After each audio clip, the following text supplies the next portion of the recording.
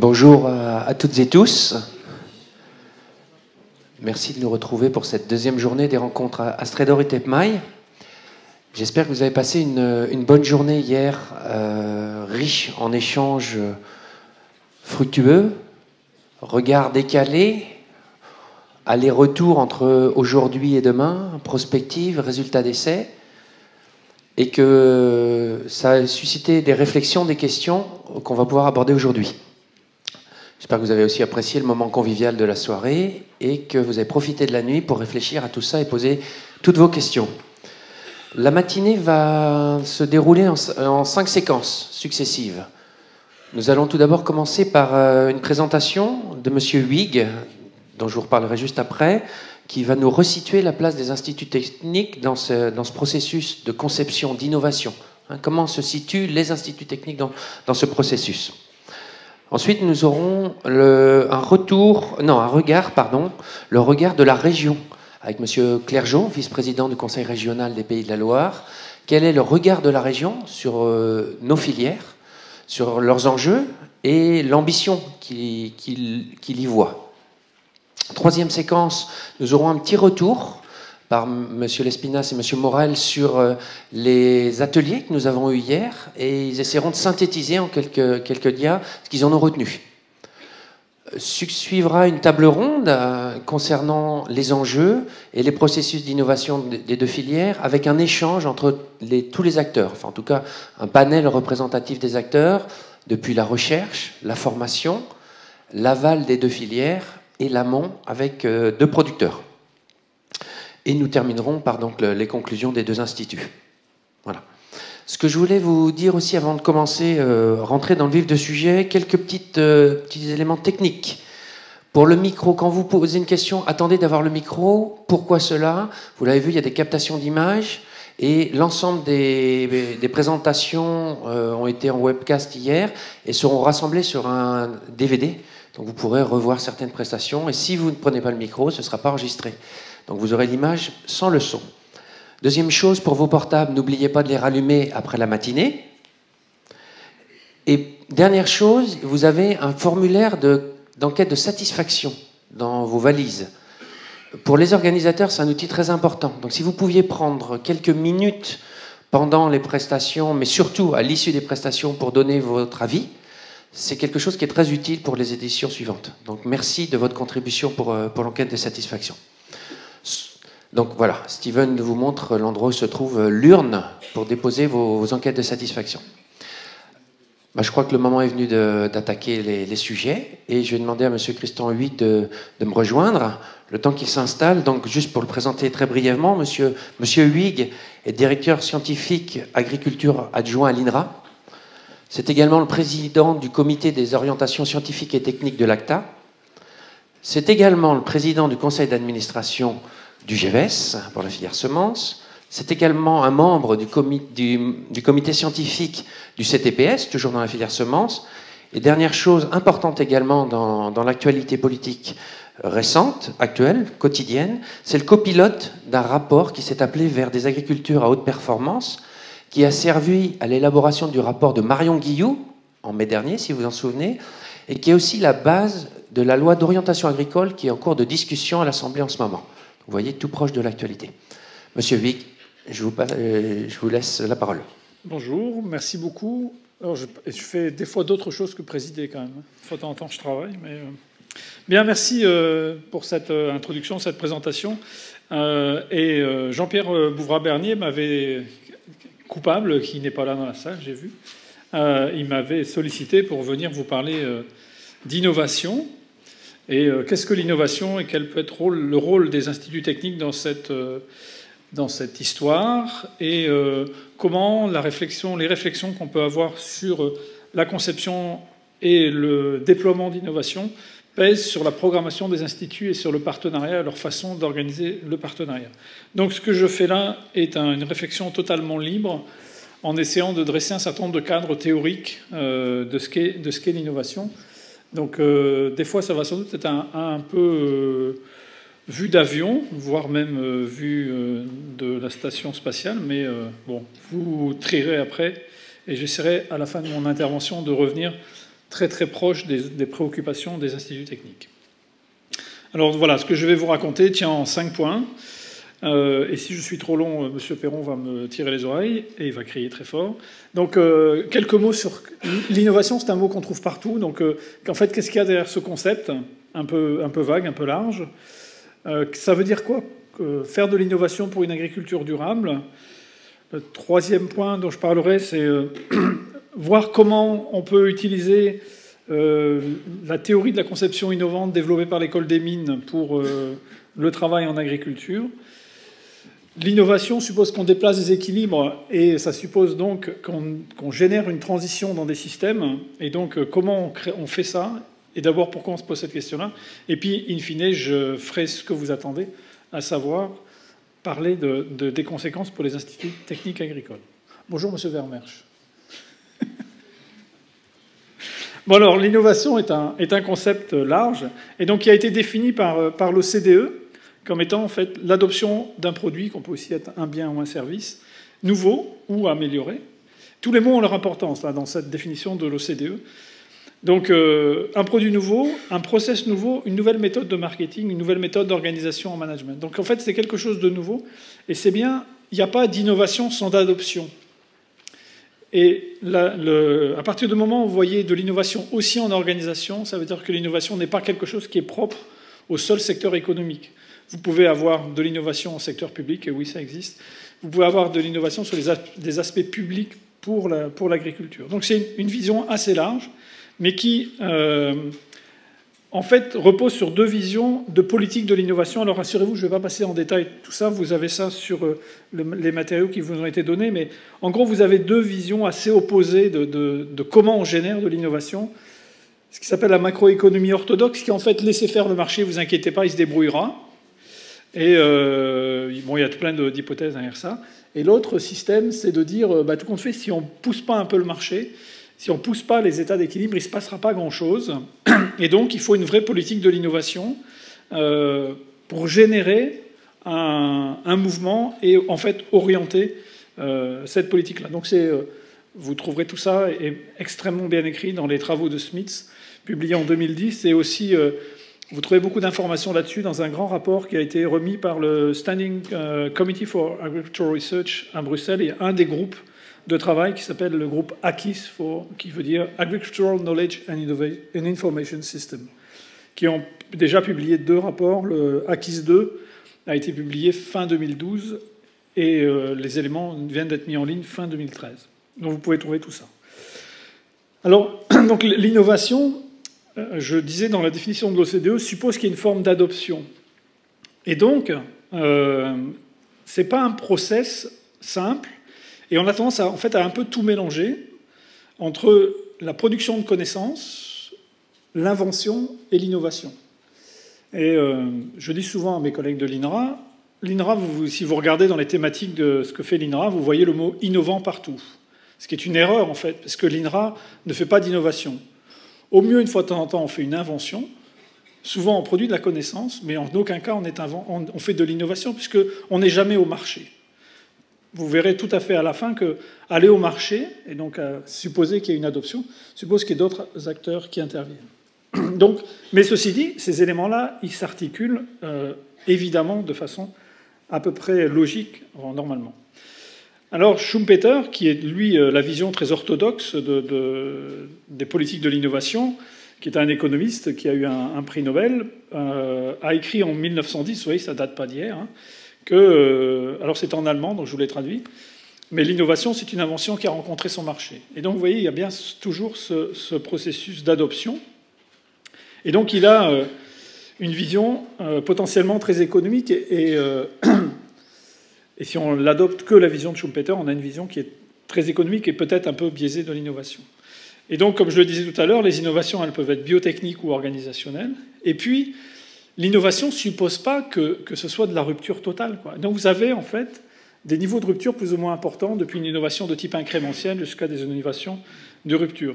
Et là-dessus, il y a 2 personnes qui ont écrit, Hill et McRae, qui sont 2 chercheurs canadiens, qui ont écrit en 1995 un tout petit papier qui fait 6 pages dans une revue totalement confidentielle qui s'appelle Journal for Sustainable Agriculture Ils ont dû être dans le numéro 6, je crois.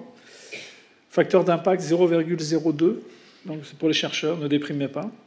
Globalement, ce qu'ils disent, c'est qu'on peut imaginer de l'innovation selon 3 niveaux de rupture.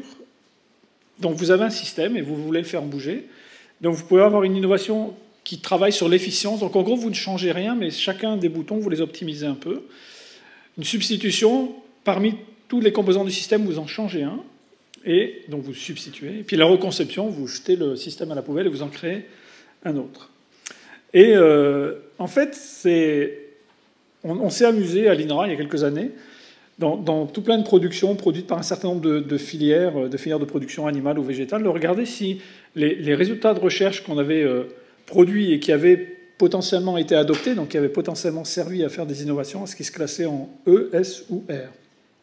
Et en fait, ça permet, si vous suivez cette grille ESR, de concevoir ou de suivre des trajectoires de changement et comment les exploitations ou les systèmes de production se sont déplacés autour de ça. Sachant que ce qu'on ne sait pas trop, c'est comment en fait, vous circulez dans ce triangle. Je ne sais pas si ça marche. Voilà. On ne sait pas trop comment vous circulez dans ce triangle-là.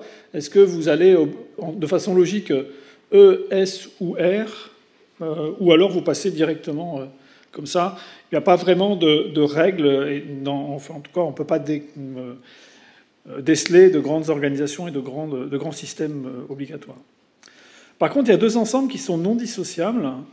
C'est que pour générer ça, vous avez besoin d'un certain nombre de composantes. La recherche, la formation et le développement. Le développement, c'est les instituts techniques et les organismes de conseil. Et donc, la question qui se pose, c'est comment ces organismes-là travaillent ensemble. Ce qu'il ne faut pas oublier, c'est qu'il y a un quatrième point, une quatrième pointe au triangle, ça devient un quadrilatère, c'est qu'il y a des acteurs économiques qui sont obligatoirement impliqués pour que le système se mette en place. Vous ne pouvez pas décréter une innovation. Vous pouvez mettre, enfin vous, la recherche, le développement, la formation, la dimension réglementaire, peut créer les conditions pour, mais c'est bien les acteurs économiques qui s'en prennent, qui l'adoptent, qui prennent ça en charge. Alors, par rapport à ce système-là, en fait, c'est une question que moi je me pose, enfin, que nous posons au niveau de la recherche INRA, c'est comment, en fait, comment la recherche se positionne par rapport à ça. En fait, la recherche, elle peut être guidée par 2 choses. C'est la recherche qui est pilotée par les fronts de sciences tout seuls, et une connaissance en produisant une nouvelle, et vous avez de nouveaux corpus de connaissances, et donc vous générez de la science nouvelle. Ou alors vous avez une science qui est globalement pilotée par l'innovation, c'est-à-dire que pilotée par le besoin d'innovation.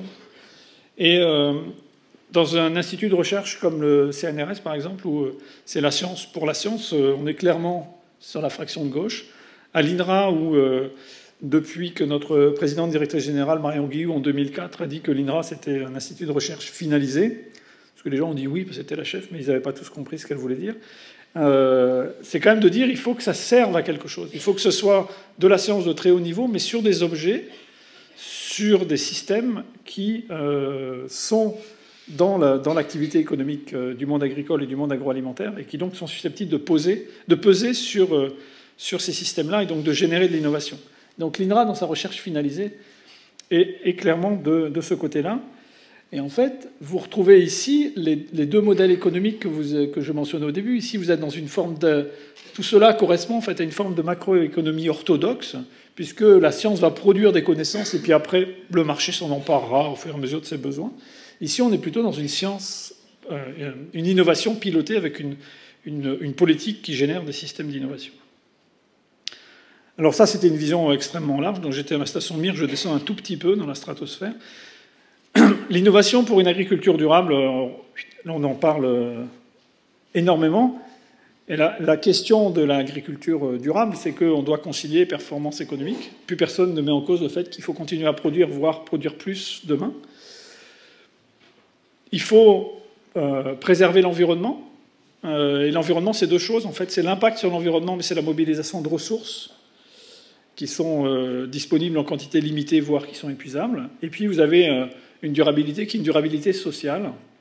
Je reviendrai un petit couplet là-dessus, mais il ne peut pas y avoir d'adoption si ce que l'on propose est totalement non acceptable pour les acteurs, soit tous, soit l'un d'entre eux. Et donc, il y a eu tout plein de topos là-dedans, et M. Perron mentionnait le rapport qu'on a remis au CGSP. C'est un petit rapport qui fait 1364 pages. Il n'est pas remboursé par la Sécurité sociale en termes de somnifères, mais il marche très bien. Et je ne devrais pas dire de bêtises, c'est enregistré en plus.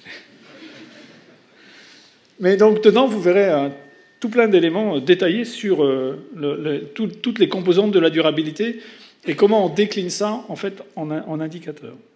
Mais une des grandes questions que l'on a, en fait, c'est comment on les concilie, ces aspects-là.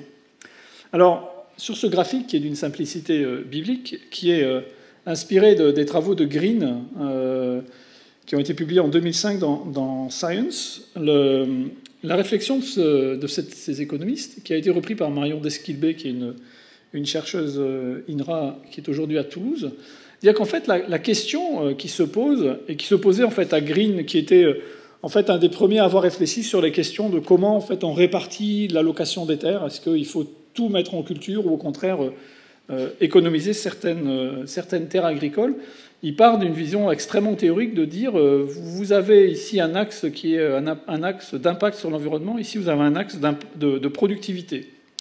Et il fait l'hypothèse qui n'est pas totalement idiote, on va dire, que les milieux très productifs ont plutôt une performance environnementale faible et les milieux très peu productifs ont une valeur environnementale élevée. Alors c'est pas totalement idiot, mais c'est pas totalement vrai non plus, mais bon. C'est comme ça, c'est un cadre théorique, et il dit, en fait, si la relation elle est linéaire entre les deux, ben en fait, on n'a pas forcément besoin d'économiser des terres, quoi qu'on fasse, qu'on économise ou qu'on n'économise pas des terres, on aura globalement le même impact environnemental pour une production agricole donnée. Si on est sur une courbe concave, à ce moment-là, il faut faire du land sparing, donc avoir des terres que l'on ne met pas en culture, parce que dès qu'on met une terre en culture, la performance environnementale se dégrade. Dès que vous commencez à produire quelque chose, là, la performance environnementale se dégrade. Et si vous êtes au contraire sous une forme de courbe convexe, il faut faire du land sharing, c'est-à-dire que vous avez intérêt à mettre l'ensemble des terres en culture, puisque vous pourrez produire sans avoir d'impact environnemental. Bon alors, ça c'est une vision extrêmement théorique. Maintenant, si vous êtes un peu agronome, vous regardez ce qui se passe dans la réalité. Et en fait, on peut regarder ce qu'ont été les différentes révolutions agricoles par rapport à ça. La première révolution agricole effective, en fait, c'est l'introduction des légumineuses fourragères dans les rotations céréalières du bassin parisien. Ça se produit entre 1750 et 1770. Ça se traduit par une augmentation de productivité, mais ça ne se traduit pas du tout par un impact négatif sur l'environnement. Au contraire, on a plutôt une amélioration de la situation environnementale, notamment parce qu'on a généré des mosaïques paysagères. Enfin, si vous êtes intéressé par cette période-là, c'est extrêmement intéressant, et c'est notamment ce qui aboutit, cette révolution-là, est celle qui aboutit à l'abolition de la veine pâture en 1780. Donc, bon, celle-là n'est pas conforme à la vision de Green. Par contre, la deuxième révolution fourragère, révolution agricole, qui est l'intensification par utilisation massive d'intrants fertilisants, pesticides, elle répond clairement à cette ligne de droite. Et en fait, la question qui se pose à nous aujourd'hui, c'est, on est en bas, là, en moyenne, hein, vers quoi on veut aller? Quel est le champ des possibles autour de ça? Et donc la question qui se pose, et qui est une question au cœur même de l'innovation, c'est comment on va s'attaquer à explorer l'ensemble du champ des possibles. Est-ce qu'on va par là? Et c'est quand même ça qu'il faut chercher à faire, parce que si c'est aller en bas, là, ça c'est sans intérêt. Hein. Est-ce qu'on arrive en fait à exploiter, à explorer quelque chose qui serait le long de la courbe convexe, voire mieux, est-ce qu'on peut aller par là? Et en tant qu'individu ayant quelques responsabilités et d'un optimisme béat, je maintiens qu'on peut aller là. Mais je ne le dirai pas ici, mais si à la pause, on pourra en discuter. La question, c'est est-ce que c'est possible? Donc je viens de vous dire oui. La question, c'est à quel coût? Bon, il y a un petit coût derrière quand même. Et dans les éléments qui permettent d'exploiter ou d'explorer ce genre de choses, il y a un certain nombre d'éléments cognitifs ou de paradigmes nouveaux, et notamment ce qu'il y a derrière le mot agroécologie, alors qui est une vision extrêmement large, permet en fait de redessiner et d'explorer un certain nombre de choses. Ça n'est pas le but du jeu aujourd'hui de réfléchir à ces éléments-là, mais vous connaissez tout ce qu'il peut y avoir derrière ça. La mobilisation de l'ensemble des régulations biologiques dans des agroécosystèmes, le bouclage des cycles, principalement des cycles des nutriments principaux, en fait, redessine une autre organisation de la production agricole, aussi une autre complexité. Et en fait, un des éléments de coût, c'est le coût de la complexité. Alors, en fait, devant ça, c'est comment on s'y prend maintenant, en fait. On est un peu comme des vaches avec un couteau, en disant comment on fait. Alors, il y a un cadre que moi je trouve extrêmement intéressant qui a été dessiné par l'École des mines, par l'équipe de Armand Hatchwell et Benoît Weil, autour de ce qu'ils appellent la théorie de la conception innovante, dont je vais vous parler en 30 secondes. Qui, en fait, c'est un cadre de démarche qui dit on doit éviter les hypothèses a priori. Et ça, enfin, quand on doit explorer le champ des possibles, si vous dites qu'il y a des choses que je ne veux pas explorer, vous avez déjà fermé un certain nombre de portes. Ce qui, dans les propos et les écrits et la théorie de la conception innovante, s'appelle des effets de fixation. Je vous décrirai quelques éléments autour de ça après. Et en fait, on peut explorer et en même temps s'appuyer sur ce qui existe déjà pour tester un certain nombre de choses. Et notamment, dans les systèmes agricoles, il existe une très grande diversité, ce qui n'est pas de l'innovation, ce qui est plutôt de la créativité, puisque les agriculteurs, les producteurs, les industriels créent en permanence. Et ce qu'il faut vraiment, et c'est ce que la conception innovante que je vais vous montrer après favorise, c'est favoriser une exploration systématique des systèmes à haute performance. Alors ça ressemble à ça. Alors vous allez dire c'est d'une simplicité biblique, je vous l'explique. En fait, ce que le cadre théorique dit, c'est que vous avez un espace de conception et vous avez un espace des savoirs. Il y a une très vieille pensée qui est fausse, enfin, dans ce que démontre cette théorie, qui consiste à dire, à partir du moment où on produit de la connaissance va générer une fois de temps en temps de l'innovation, enfin de l'invention et de l'innovation, et qu'en fait, il suffit de faire laisser aller la connaissance, et ça va créer des fils de connaissance et qu'il faut générer des trucs. Ce que dit la démarche de Weil et Hatchwell, c'est en fait, c'est pas comme ça du tout que ça se passe. C'est dans l'espace des concepts que ça se passe. Vous êtes ici, aujourd'hui, dans un état, et vous devez explorer l'ensemble des voies possibles de façon totalement libre. Et une fois de temps en temps, pour passer d'un état à un autre, vous devez faire sauter un nœud. Un nœud, vous avez un choix, je fais pas, ou je fais bien, ou je fais autrement. Et une fois de temps en temps, pour passer d'un nœud au suivant, vous avez besoin d'aller chercher des savoirs anciens, des savoirs qui ont déjà été utilisés ailleurs, voire vous avez besoin de générer des savoirs nouveaux. Et ce qu'eux disent, c'est qu'en fait, la conception, c'est des lignées, et les savoirs, c'est des archipels. Et c'est pas complètement idiot, et pas complètement faux, parce que la façon dont on pilote la recherche aujourd'hui a tendance à favoriser les phénomènes insulaires chez les chercheurs, puisqu'ils sont reconnus en fait, au niveau de publication qu'ils font, et donc il ne faut surtout pas trop se déplacer et passer d'un lieu de recherche à un autre. Au contraire, il faut faire en sorte que l'île soit la plus haute possible pour être la plus visible possible. Et donc c'est vraiment de ce côté-là que ça se passe. Et la vraie difficulté qu'on a, c'est d'être suffisamment créatif. D'où les effets de fixation. Puisque si vous dites, il y a des choses que je ne peux pas faire, de fait, vous n'allez pas, si vous dites, il n'y a que celui-là qui est possible, celui-là je ne fais pas, de fait, il y a des choses que vous n'explorez pas. Et il y a tout plein d'éléments qui favorisent les effets de fixation. La façon dont on gère les appels à projets, par exemple, en recherche, pour gérer celui du CTPS et celui du COSTACTA, la façon dont vous le rédigez peut faire en sorte que vous n'alliez jamais explorer une zone. Vous pouvez interdire d'aller explorer une zone. Et de fait, vous générez un effet de fixation, puisque vous ne recherchez qu'à un endroit. Et de fait, le reste ne se produira pas. Mais les effets de fixation, il y en a partout. La façon dont vous posez des questions peut générer des effets de fixation.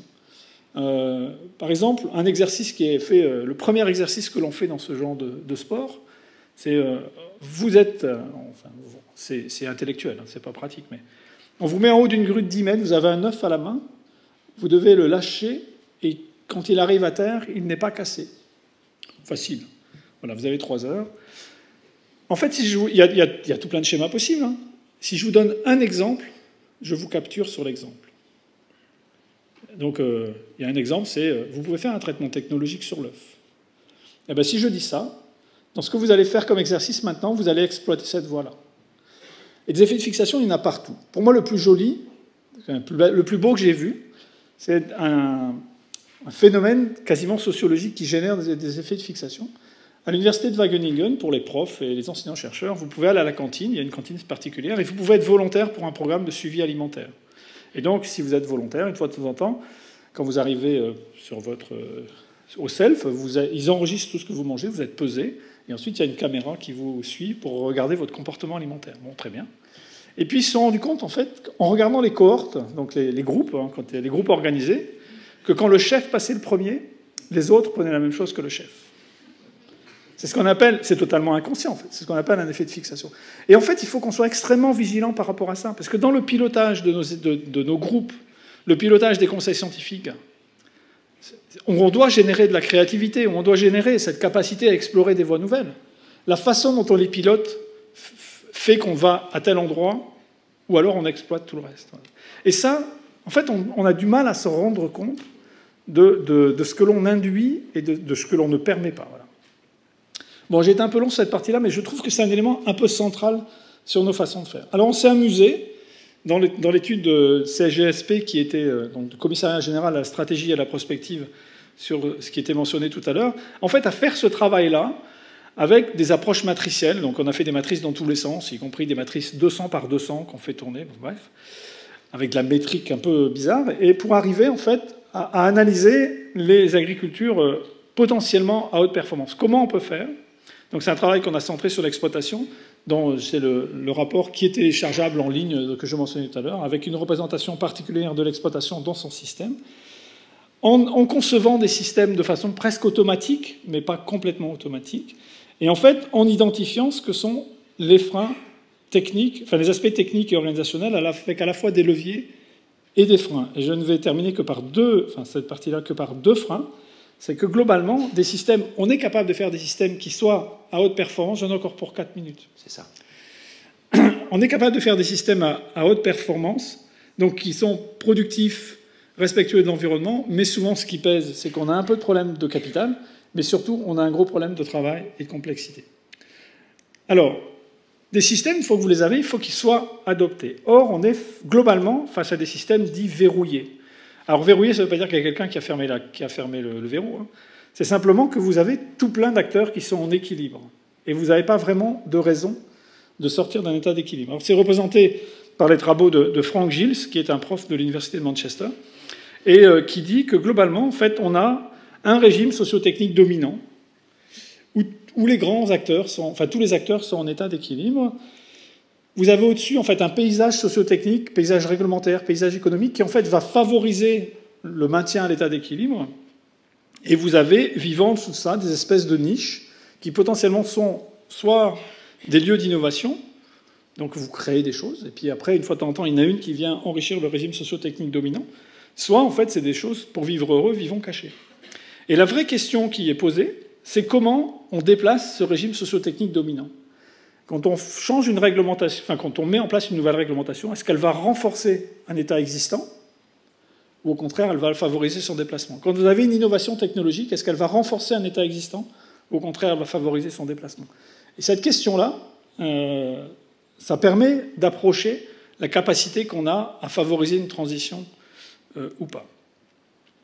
Alors, dans un système, même en absence de verrouillage, vous pouvez avoir deux choses totalement parallèles, enfin totalement équivalentes, et vous pouvez favoriser l'adoption d'un des deux. Ça, c'est pour les pilotes et les présidents d'instituts et les présidents d'organisations. C'est comment vous faites quand deux technologies, vous voulez qu'il y en ait une qui soit adoptée.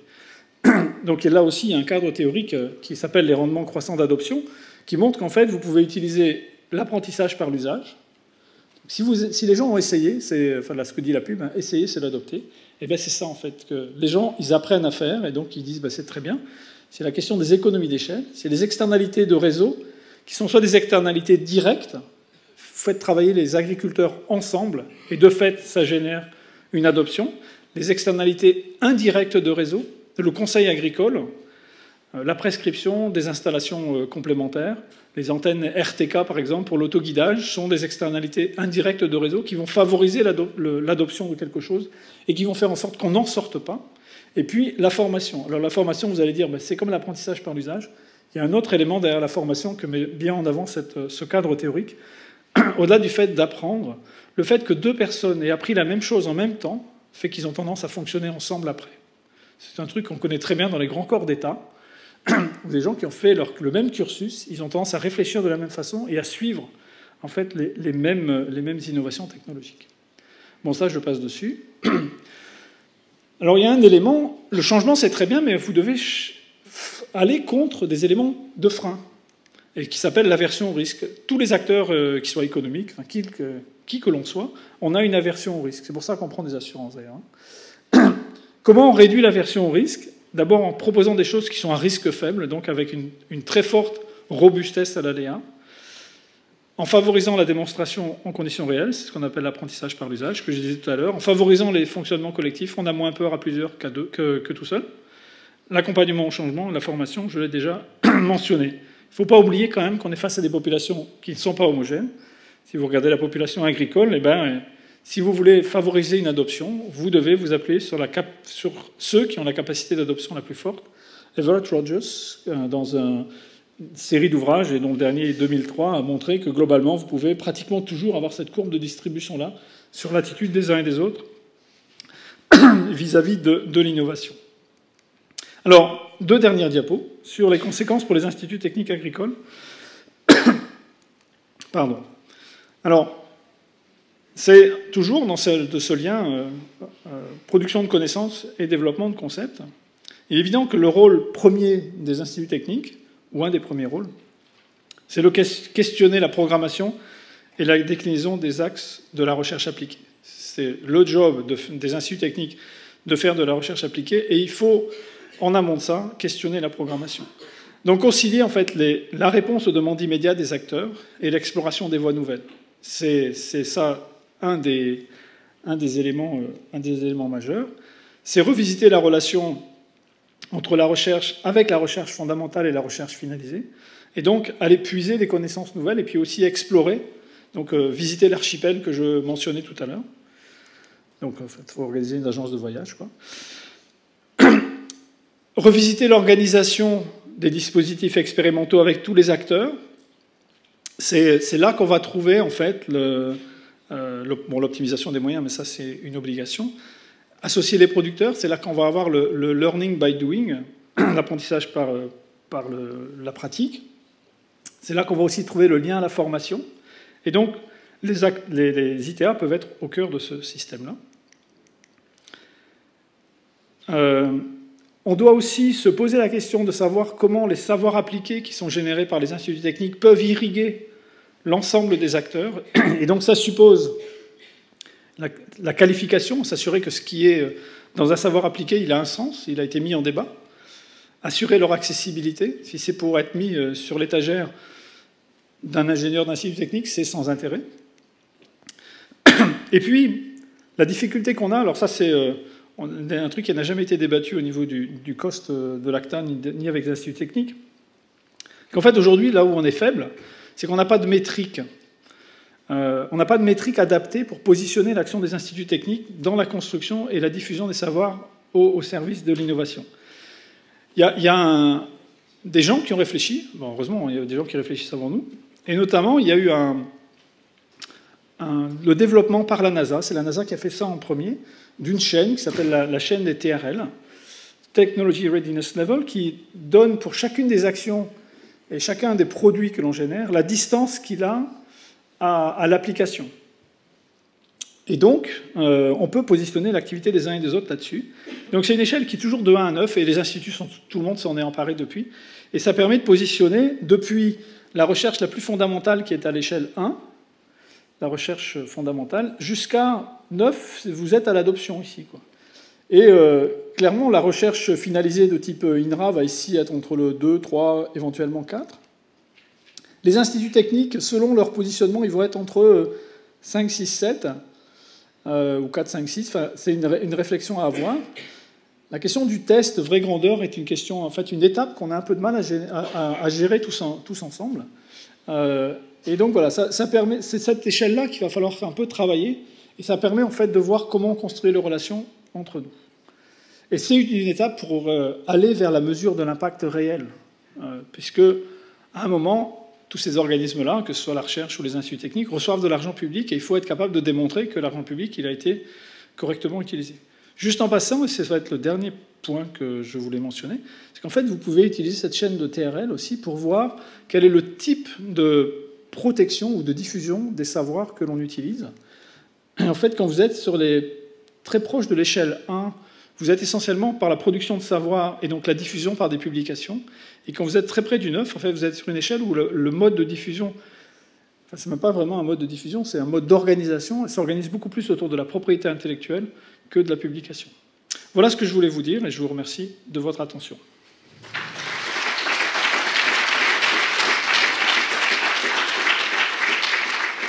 Merci, Monsieur Huyghe. C'était un challenge de tenir en 30 minutes, ce que vous avez brillamment fait. Je vous en remercie. Moi, ce que j'en retiens, c'est l'idée qu'en fait, ce processus d'innovation, c'est un mélange d'ouverture des champs des possibles. Et vous l'avez vu, il y a des freins à lever, il y a des effets de fixation également à casser, à oublier, mais aussi de la méthode. Et on a eu une longue discussion avec M. Huyghe qui ne croit pas à l'innovation de rupture au hasard, en fait. Vous l'avez compris dans sa méthode, dans ce qu'il nous propose. Et donc, selon lui, même pour les innovations de rupture, on peut avoir une méthodologie qui augmente la probabilité de les trouver.